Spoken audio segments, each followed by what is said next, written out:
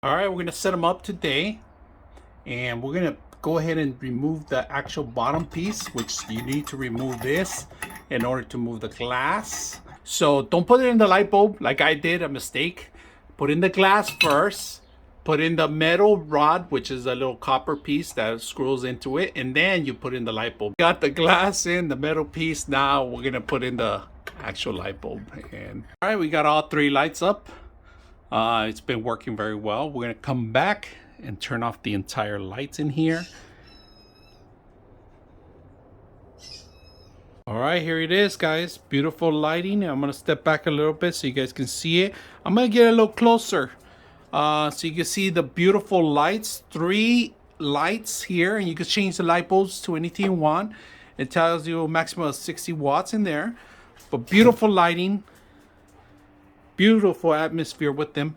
You can set them up in the kitchen, in the bathroom, in the hallway, pretty much anywhere. Hope you guys enjoy the video.